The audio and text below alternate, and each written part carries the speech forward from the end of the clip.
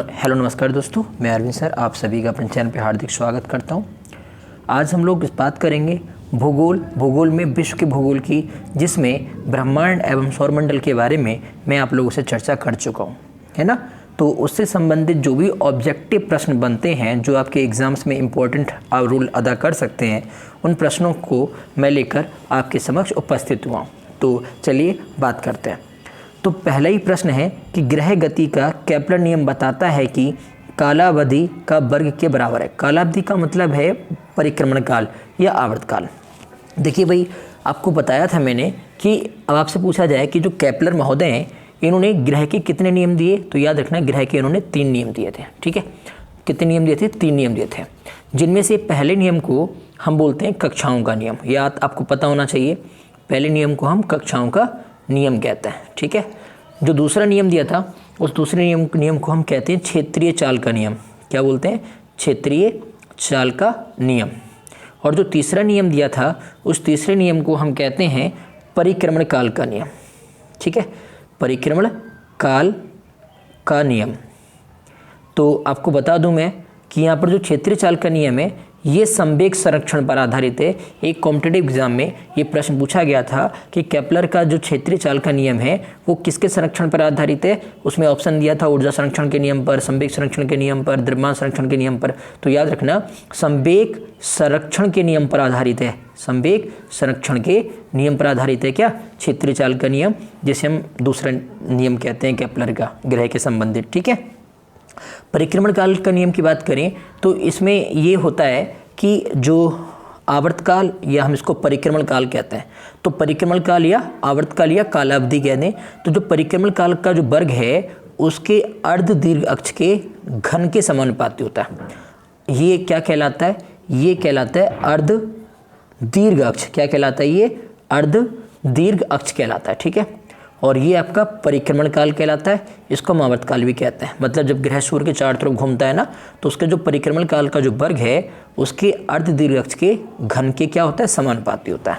तो यहाँ पर पहला प्रश्न आप देख रहे हैं कि ग्रह गति का जो केपलर नियम है बताता है कि कालावधि का जो वर्ग है, कालावधि का जो वर्ग है वो किसके बराबर है? तो आप याद रखेंगे वो अर्ध दीर्घ अक्ष के घन के बराबर है। इसलिए ऑप्शन कौन सा ठीक हो जाएगा? ऑप्शन ठीक हो जाएगा इसका सी। ठीक है, अर्ध दीर्घ अक्ष के घन के बराबर है। अब हम प्रश्न पढ़ते हैं दूसरा। प्रश्न है कि आकाशगंगा मंदाकिनी सबसे पहले किसने देखी थी?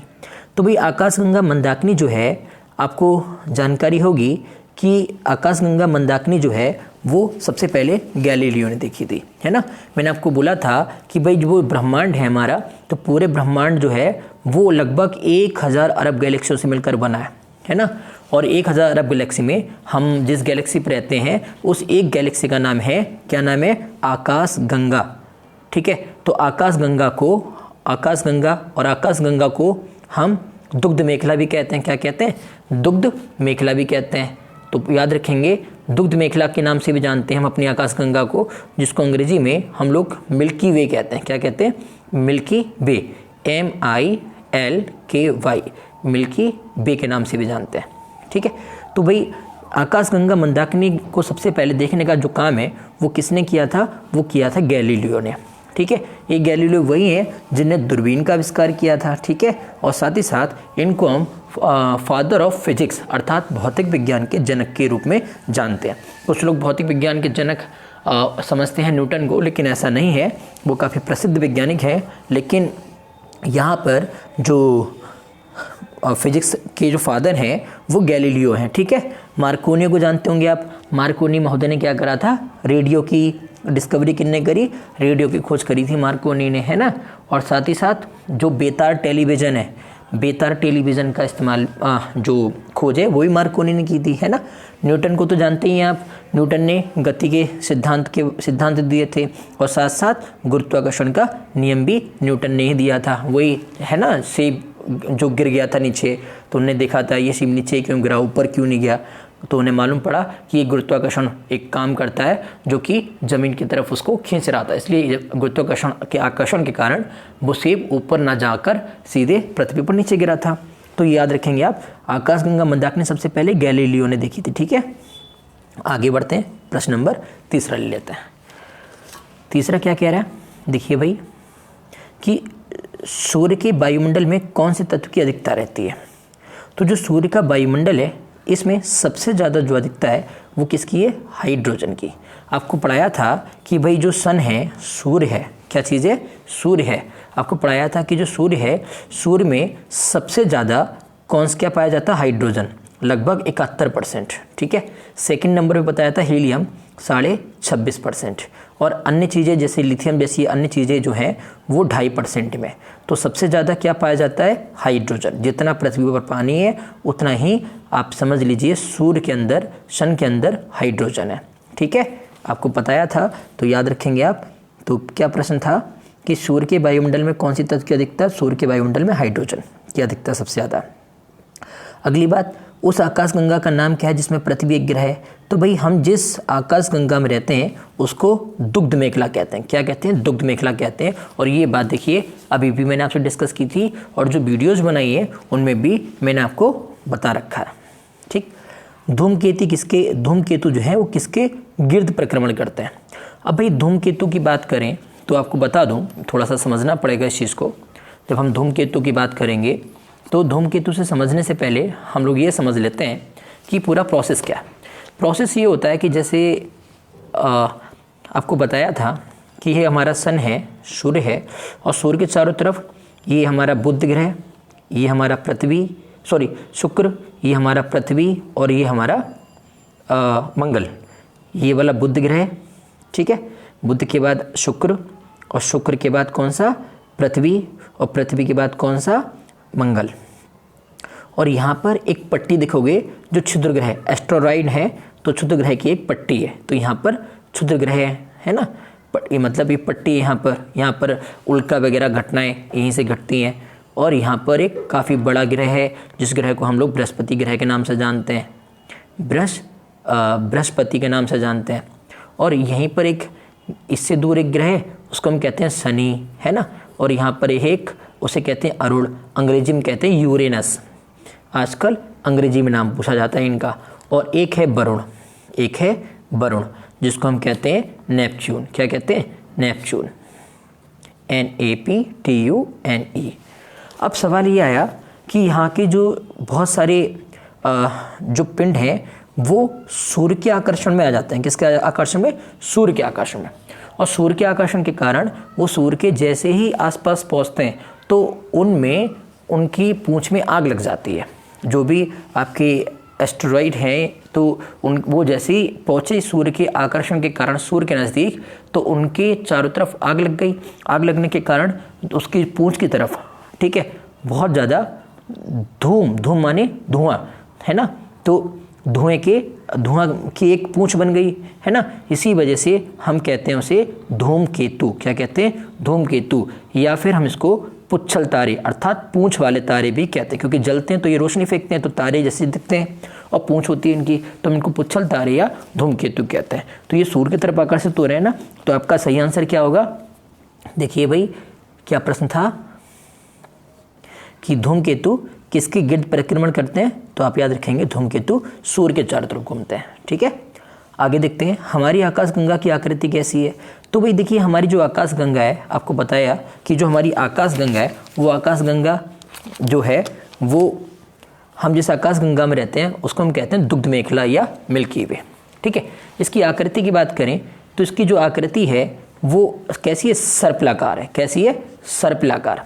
अगर सर्पिलाकार नहीं है ऑप्शन में तो मैंने आपको बोला था आप लगा दीजिए स्पाइरल, है ना, इसी को कहते हैं। तो स्पाइरल या सर्पिलाकार आकृति किसकी है, आप याद रखिएगा हमारी दुग्ध मेखला अर्थात हमारी आकाशगंगा की। तो ऑप्शन हो जाएगा इसका सी सही। 7वां प्रश्न क्या है, निम्नलिखित में से कौन सा सौर परिवार से संबंधित नहीं है। अब भाई देखो सौर परिवार का क्या मतलब होता है, जैसे हमारा परिवार है, हमारे परिवार में मम्मी है, पापा हैं, भैया है, दीदी है, ये सब मिलकर आपस में एक परिवार कहलाते हैं। ऐसे ही सूर्य का भाई परिवार में ग्रह हैं, उपग्रह हैं, क्षुद्र ग्रह हैं, है ना, धूमकेतु हैं, उल्का हैं, ये सब क्या है, सौर परिवार का हिस्सा। ये सब क्या है, सौर परिवार का हिस्सा है। लेकिन निहारिका सौर परिवार का हिस्सा थोड़ा ही है। निहारिका का मतलब होता है कि जो बादल जैसा अर्थात जो हाइड्रोजन, हीलियम, जल वाष्प इन चीज़ों से मिलकर जो तैयार हुआ है भू निहारिका है। मतलब हम एक शब्द में कहें तो हम ये कह सकते हैं जो हमारी गैलेक्सियाँ होती हैं ना, गैलेक्सियाँ जो भी हमारी आकाश गंगाएं होती हैं, गैलेक्सियाँ होती हैं, उन गैलेक्सियों को ही हम निहारिका कहते हैं। तो निहारिका थोड़ी ना सौरमंडल का परिवार है ना, सूर्य का परिवार थोड़ा ही है। तो निहारिका जो है वो सौर परिवार का हिस्सा नहीं है। तो निहारिका आपका ये आंसर हो जाएगा इसका। ज्योग्राफी शब्द सबसे पहले किसने निर्मित किया? भाई ज्योग्राफी की बात करेंगे तो ज्योग्राफी शब्द का इस्तेमाल सबसे पहले इराटोस्थनीज ने किया। किसने किया? इराटोस्थनी। इन्होंने ज्योग्राफी का शब्द का इस्तेमाल किया, ज्योग्राफी का। ठीक है, यहाँ पर हेरोडोटस से आप परिचित नहीं है, इनको बोला जाता है फादर ऑफ हिस्ट्री। क्या बोला जाता है? Father of history. तो फादर ऑफ हिस्ट्री किन्हें कहते हैं? हेरोडोटस को। ठीक है, इराटोस्थनीज जो है ये ज्योग्राफी का, तो ज्योग्राफी का शब्द का जनक या जो नाम नॉमिनेट किया था वो इराटोस्थनीज ने किया था। आप याद रखेंगे इस चीज़ को। ऐसे ही हम बात बढ़ाएं आगे और प्रश्न नंबर 9 की तरफ चलें। प्रश्न नंबर जो 9 है वो आपसे कह रहा है कि पृथ्वी जो है, पृथ्वी, ठीक है, 9 वाला प्रश्न देख लेते हैं। पृथ्वी जो है सूर्य से अपनी अधिकतम दूरी पर होती है, कब होती है? तो देखिए इसके बारे में भी मैंने आपको समझाया था। इसके लिए आपको सूर्य की तरफ चलना पड़ेगा। जैसे मैंने आपको बताया था कि अगर आपको याद है, अगर आपने वीडियोस देखी है मेरी, तो आपको सब बातें समझ में आ जाएंगी। मैंने आपको बोला था कि ये हमारा सूर्य है, मान लीजिए ये हमारा सूर्य, ठीक है, और हमारी जो पृथ्वी है एक्चुअली में वृत्ताकार पथ पे गति कर रही है। तो वृत्ताकार पथ पे गति कर रही है, तो मान लीजिए पृथ्वी जब सूर्य से सबसे अधिक दूरी पर होती है तो उसको हम बोलते हैं अपसौर। क्या बोलते हैं? अपसौर। और अपसौर की घटना, इसको हम नक्षत्र भी कहते हैं। तो अपसौर की जो घटना है वो सामान्यतः 4 जुलाई को घटती है। कब होती है? 4 जुलाई को। तो पृथ्वी सूर्य से सबसे ज़्यादा दूर होता है, अपसौर की घटना कहलाती है 4 जुलाई को।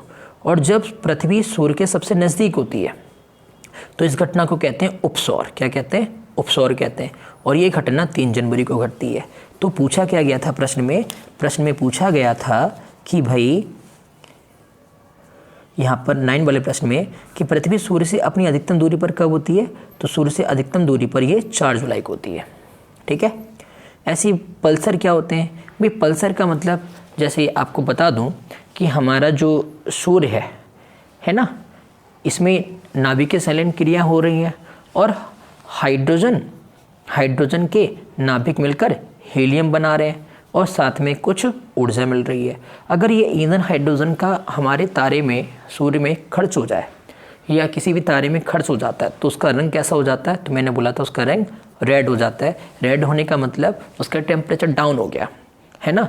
अब ये क्या करेगा? अब इसमें विस्फोट होगा। क्या होगा? अब इसमें होगा विस्फोट। अब जैसे ये बूढ़ा हो चुका है, अब इसमें विस्फोट होगा तो 2 तारे बनेंगे, एक छोटा तारा और एक बड़ा तारा। बड़े तारे में बहुत सारा हिस्सा ऐसा होगा जो बिल्कुल ब्लैक होगा, है ना, जिसमें से ना सूर्य गुजरेगा ना कोई अन्य गैसें, तो उसको हम बोलते हैं ब्लैक होल। क्या बोलते हैं? Black hole. और ब्लैक होल के बारे में भी बताया था मैंने। ब्लैक होल के बारे में किसने बताया था? आपके भारतीय वैज्ञानिक थे एस चंद्रशेखर, है ना। 1930 में, 1935 में प्रसारित किया था उन्होंने उस थ्योरी को, और 1983 में इन्हें क्या मिला था? उसके लिए नोबेल पुरस्कार मिला था ब्लैक होल की थ्योरी समझाने के लिए। अब यहाँ पर ये जो छोटे तारे जो बने, इन छोटे तारों को हम न्यूट्रॉन तारा कह देते हैं। क्या कहते हैं? न्यूट्रॉन तारा। या फिर न्यूट्रॉन तारे के अलावा हम इसको और किस नाम से जानते हैं? इसको हम पल्सर तारे कहते हैं। क्या कहते हैं? पल्सर तारे। इनकी खासियत क्या होती है? ये बहुत तेज़ी से घूमते हैं, है ना। तो तेज़ी से घूमने वाले जो तारे हैं, तेज़ी से घूमने वाले जो तारे हैं वो कहलाते हैं पल्सर तारे। क्या कहलाते हैं? पल्सर तारे। तो आप देख लीजिए क्या है आपका आंसर, पल्सर होते हैं। तो आप याद रखेंगे तेज़ी से घूमने वाले तारे। ओके, अब हम चलते हैं प्रश्न नंबर 11 पे। निम्नलिखित में से कौन सा एक विशालतम ग्रह है? निम्नलिखित में से कौन सा एक विशालतम ग्रह है? तो भाई देखिए, विशालतम ग्रह की बात करें तो जो हमारा बृहस्पति है ये सबसे बड़ा होता है। बृहस्पति जो ग्रह है वो हमारा सबसे बड़ा होता है। जैसे कि मैंने अभी आपको बताया था कि भाई हमारे पूरे सौरमंडल में सबसे बड़ा ग्रह कौन सा है? बृहस्पति। तो याद रखेंगे सबसे बड़ा ग्रह बृहस्पति होता है। कह रहा है वह कौन सा ग्रह है जिसके चारों ओर सल्फ्यूरिक अम्ल है? तो भाई अगर हम बात करें शुक्र की, ठीक है, शुक्र की बात करें तो शुक्र में होता क्या है? शुक्र ग्रह में कि शुक्र ग्रह का जो वातावरण है, ठीक है, इसमें 97 से 98% क्या है, कार्बन डाइऑक्साइड। और आपको पता है जहाँ कार्बन डाइऑक्साइड ज़्यादा होगी वहाँ पर वो ऊष्मा को ज़्यादा सोखेगा, अर्थात अब गर्माहट भी ज़्यादा होगी। इसलिए सबसे गर्म ग्रह भी सूर्य को, शुक्र को ही कहते हैं। सबसे गर्म ग्रह किसको कहते हैं, शुक्र को। 97 से 98% इसमें CO2 भरी है। और इसके चारों तरफ क्या है, H2SO4 अर्थात सल्फ्यूरिक अम्ल भरा हुआ है। सल्फ्यूरिक अम्ल भरा हुआ है, अंदर बहुत ताप है, बाहर सल्फ्यूरिक अम्ल है। इसकी वजह से ये बहुत ज़्यादा शाइनिंग मारता है, बहुत चमकता है। इसलिए हम इसको चमकता हुआ तारा, सुबह का तारा, सांझ का तारा, ठीक है, काफ़ी नामों से हम इसको जानते हैं। तो याद रखेंगे सल्फ्यूरिक अम्ल, जिसके चारों ओर सल्फ्यूरिक अम्ल है, वो कौन सा ग्रह है, शुक्र ग्रह। कौन सा, शुक्र।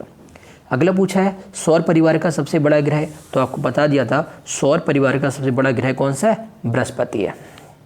ठीक है, ऐसी अगला प्रश्न है कि सौर ऊर्जा को विद्युत ऊर्जा में परिवर्तित करने के लिए आवश्यक तत्व कौन सा है, तो भाई ये आप याद रखेंगे सिलिकॉन।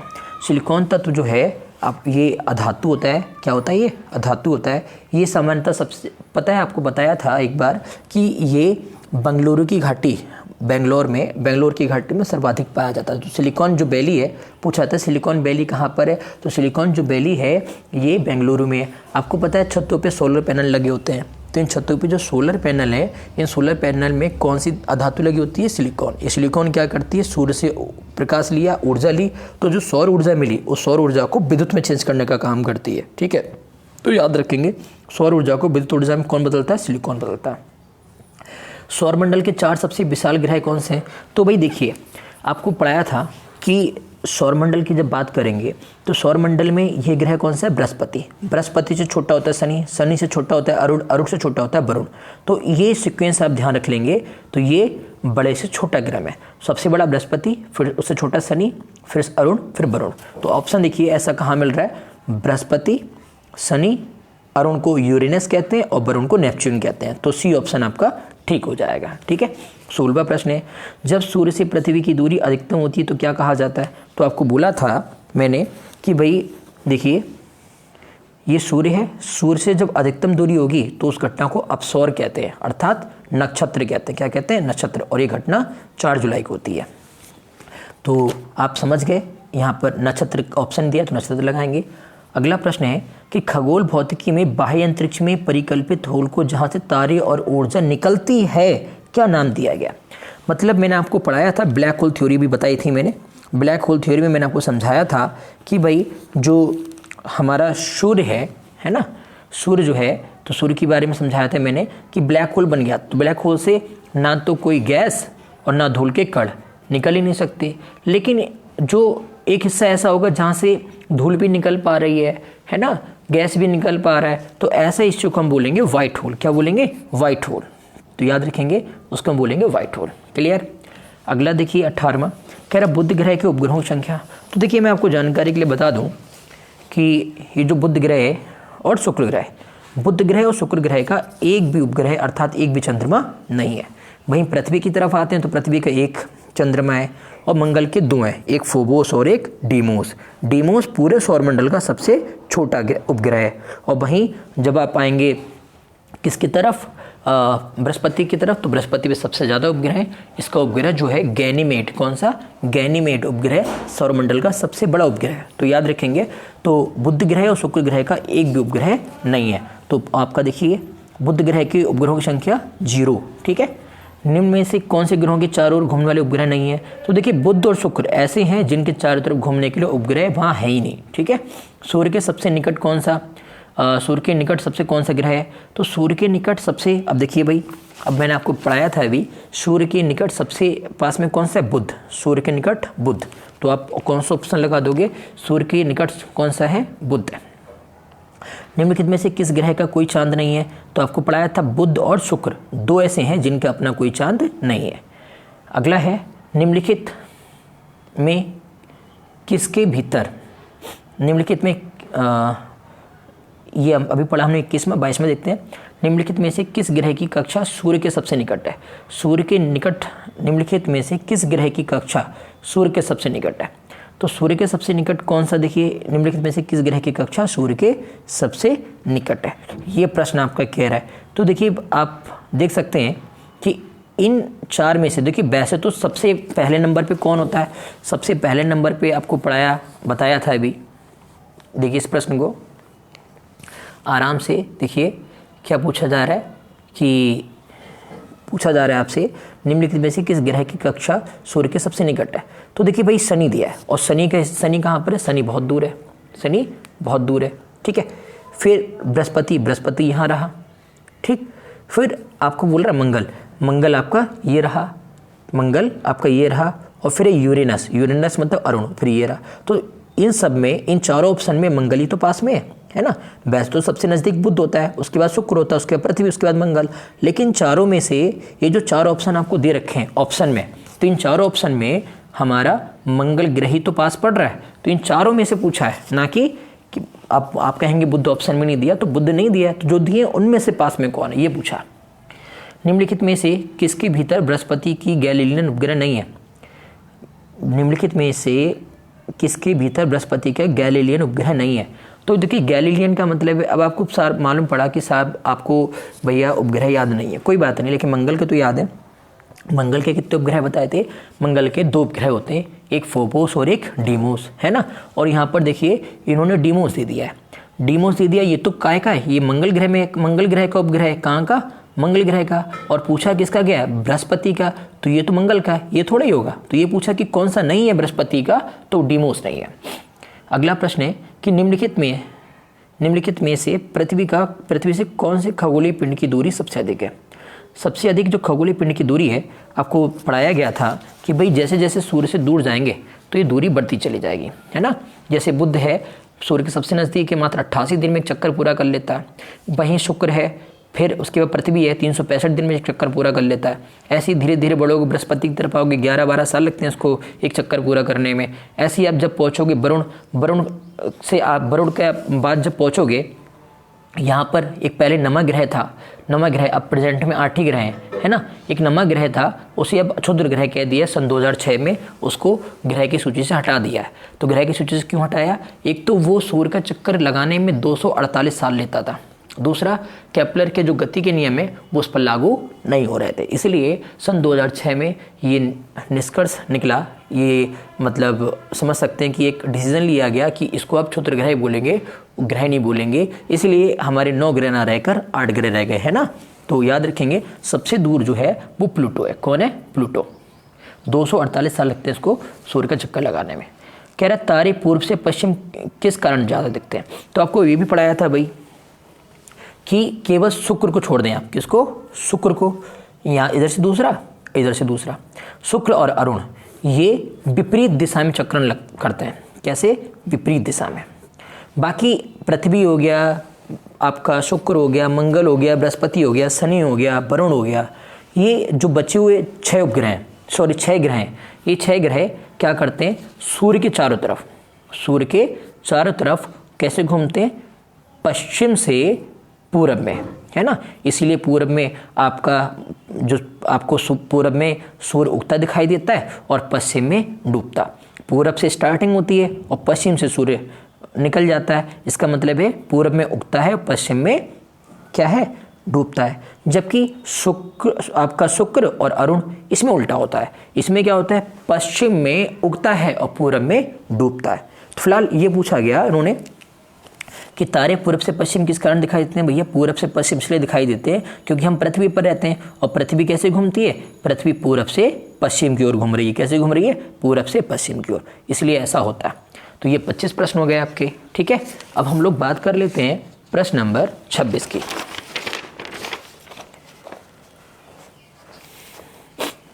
कह रहा है सौरमंडल का सबसे चमकीला ग्रह कौन सा है। अभी पढ़ाया था थोड़ी देर पहले, सबसे चमकीला ग्रह शुक्र, क्योंकि इसके वातावरण में 97 से 98% क्या है, कार्बन डाइऑक्साइड, जिसके कारण सबसे गर्म ग्रह है।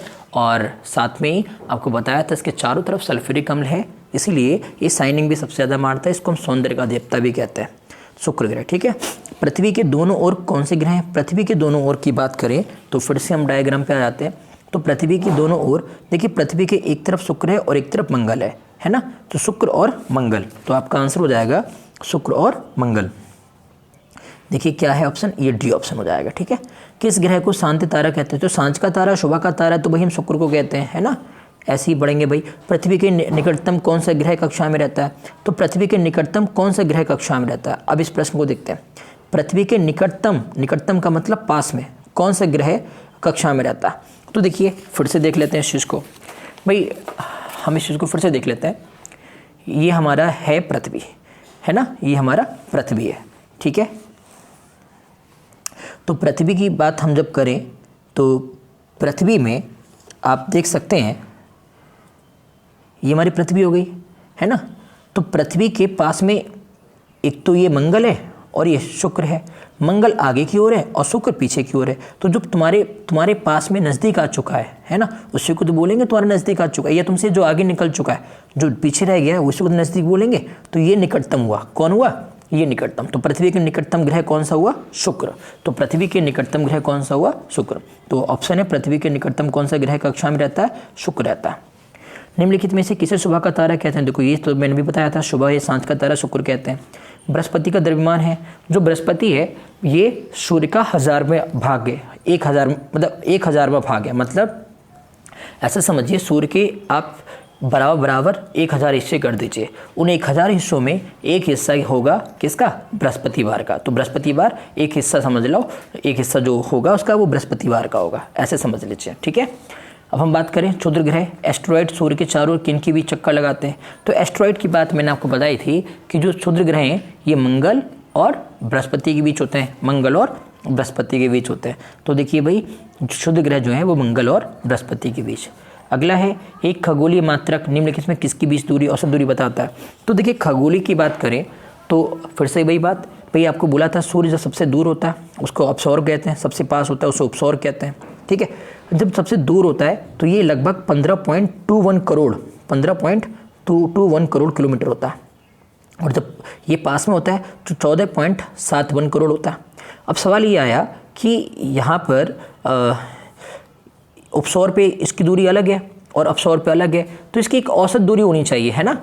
इसकी एक औसत दूरी, एवरेज वैल्यू। तो जो औसत दूरी है उस औसत दूरी को हम बोलते हैं खगोलीय दूरी। क्या बोलते हैं? खगोलीय दूरी। और ये खगोलीय दूरी कितनी है? 14.9 करोड़।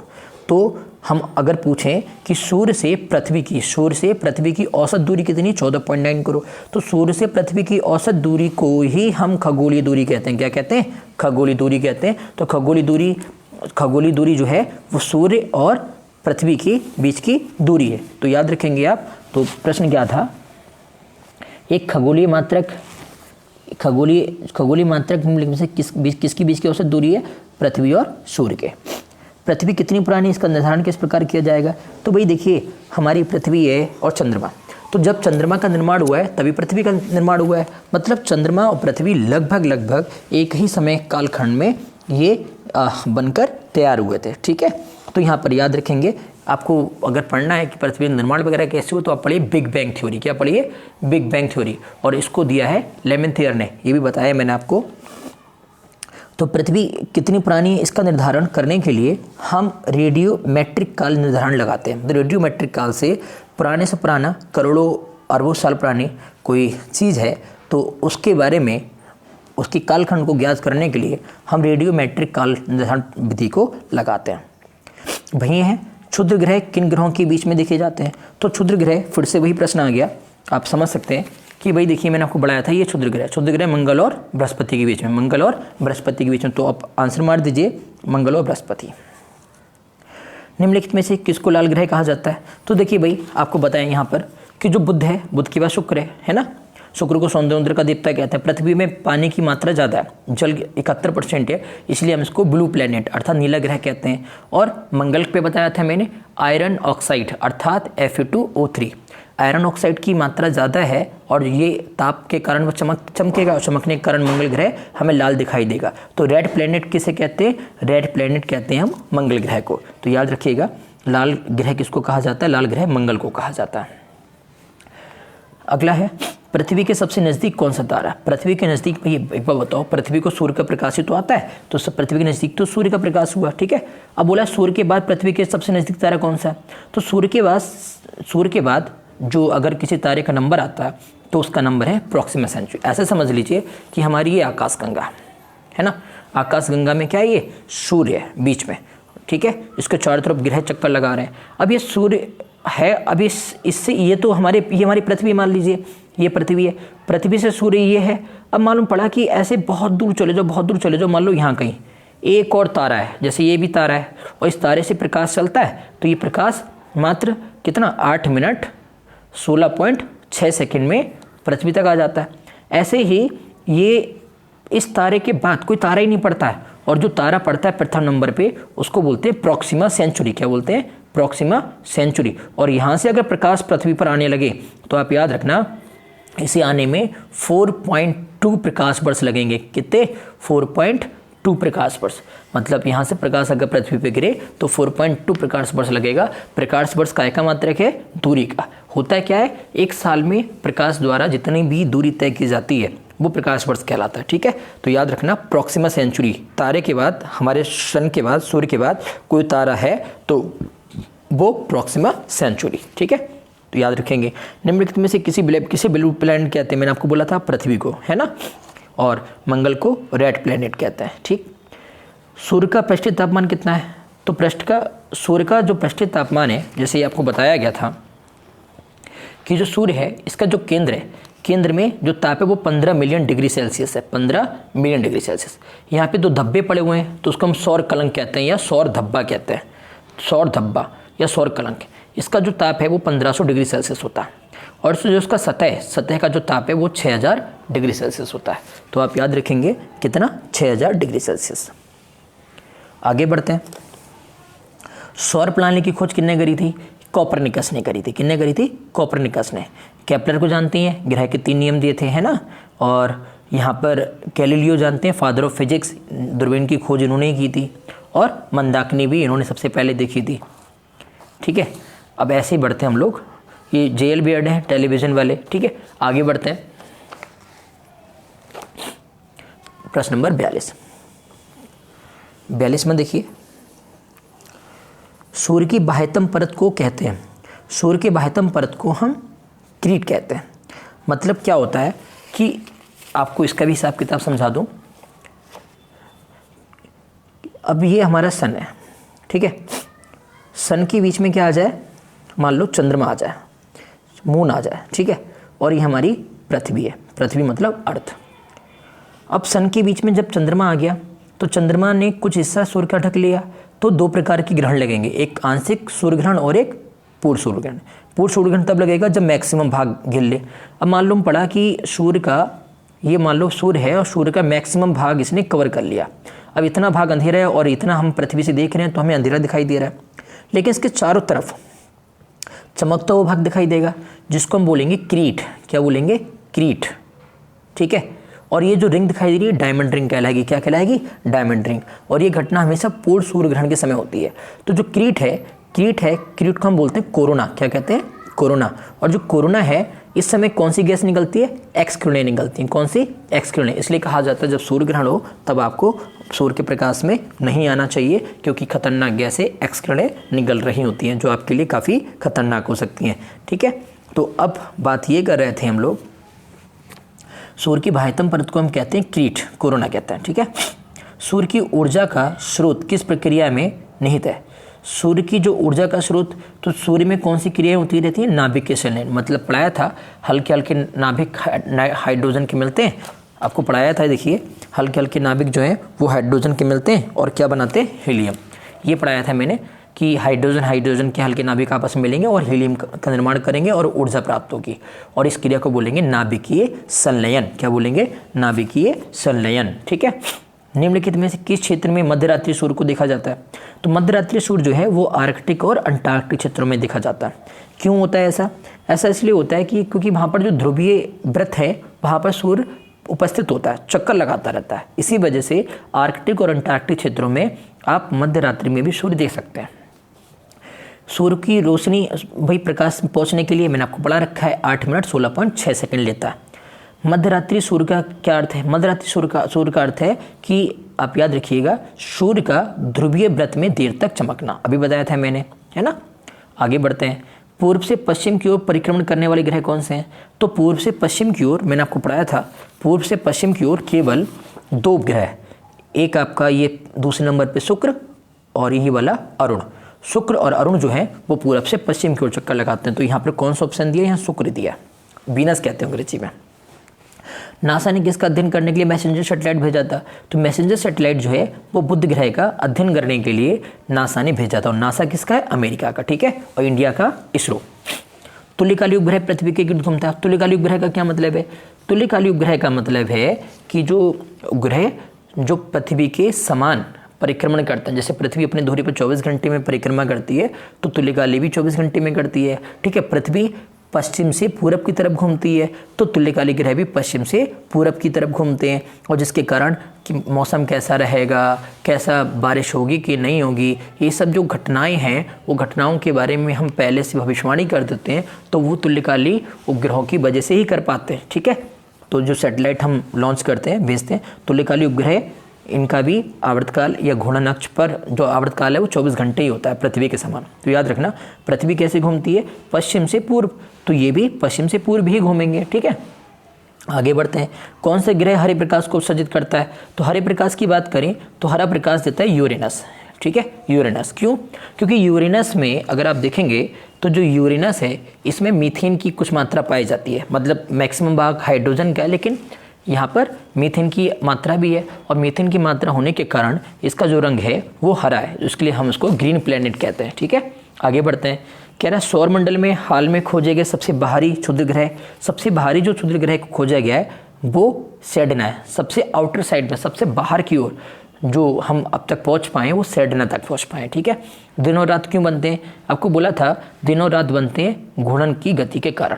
जब पृथ्वी अपने घूर्णन अक्ष पे गति करती है तो दिन और रात बनते हैं, है ना, दैनिक गति। और जब परिक्रमण करते हैं, परिक्रमण मतलब साल, तो साल डिसाइड होता है 365 दिन 6 घंटे का।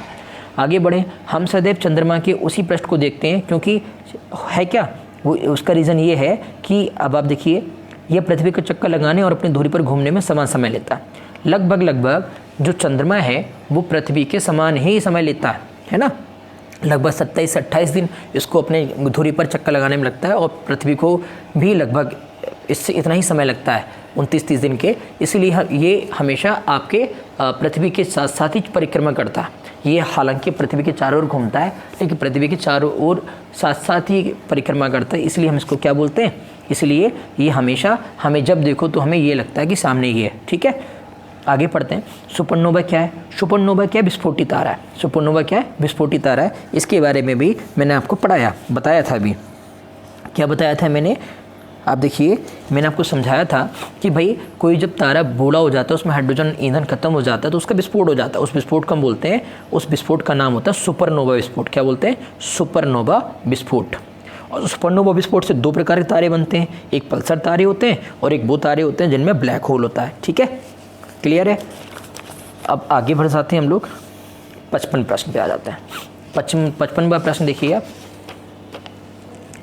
कि किसके गुरुत्वाकर्षण के कारण ज्वार भाटा आता है? तो ज्वार भाटा जो है वो हमेशा याद रखना पृथ्वी पर, ठीक है, सूर्य और चंद्रमा जब पृथ्वी पर होता है क्या है एक्चुअली में, जैसे ये मान लीजिए पृथ्वी है, ठीक है, ये पृथ्वी है, और अब ये मान लीजिए इधर चंद्रमा है, इधर आ गया चंद्रमा, और ये सूर्य। तो अब ये सूर्य अपना आकर्षण बल लगाएगा इधर, चंद्रमा अपना आकर्षण बल लगाएगा इधर। अब पृथ्वी पर क्या है? पानी भरा हुआ है। ये जो वाटर है वो चंद्रमा की तरफ और सूर्य की तरफ, दोनों तरफ खिंचा रहेगा। तो कौन सी घटना घटेगी? ज्वार और भाटा। तो याद रखना, ज्वार माने ऊपर उठना, भाटा माने नीचे आना। तो ये सूर्य और चंद्रमा के आकर्षण के कारण ऐसा होता है। हमारे सौरमंडल में कौन सा ग्रह लगभग पृथ्वी जितना बड़ा है? तो आपको बताया था कि भाई पृथ्वी की बहन किसको कहते हैं? शुक्र को। शुक्र को इसलिए तो कहते हैं क्योंकि ये लगभग आकार में बराबर है। निम्नलिखित में से किसको खगोलीय पिंड में हीलियम प्रचुर मात्रा है? भाई हीलियम तो हम पृथ्वी पर पढ़ते हैं, है ना, तो हीलियम पृथ्वी पर सबसे ज़्यादा है। पृथ्वी की परिधि विषुवत रेखा पर लगभग कितनी है? परिधि जो है वो 24,901.55 मील इतनी है, याद रख लीजिएगा इसको। पृथ्वी अपने अक्ष पर कितनी आनत पर झुकी है? पृथ्वी जो है वो उत्तरी गोलार्ध पर 23.5 डिग्री, कितना? 23.5 डिग्री झुकी हुई है, ठीक है, कर्क रेखा जिसे हम कहते हैं, उत्तरी गोलार्ध पर। बिना रुकावट वैश्विक प्रसारण हेतु कम से कम कितने तुल्यकालिक उपग्रह जरूरी है? बिना रुकावट वैश्विक मतलब पूरे विश्व को प्रसारण करने के लिए तुल्यकाली आप 3 उपग्रह लगा दीजिए। 3 उपग्रह से ही 3 उपग्रह में ऐसा है कि वहाँ पर आप समझिए भीड़ भाड़ नहीं होगी और आराम से ये 3 आराम से तुल्य पृथ्वी के चारों तरफ घूमते रहेंगे पृथ्वी के साथ, और वहाँ पर पृथ्वी का अध्ययन करना आसान रहेगा और जिससे हम नई नई जानकारियाँ जुटाते रहेंगे। ठीक है, तो ये प्रश्न हो गए आपके 60 प्रश्न। ठीक है, 1 से लेकर 60 प्रश्नों तक मैंने आज की वीडियो में, आज के लेक्चर में बात कर ली है। ठीक है, आप इन प्रश्नों को बार बार देखिए और याद कर लीजिए, और जब हम नया टॉपिक पढ़ेंगे तब नए प्रश्नों को फिर से करेंगे। तब तक के लिए आप मुझे इजाज़त दीजिए। आप सभी का बहुत बहुत धन्यवाद, शुक्रिया।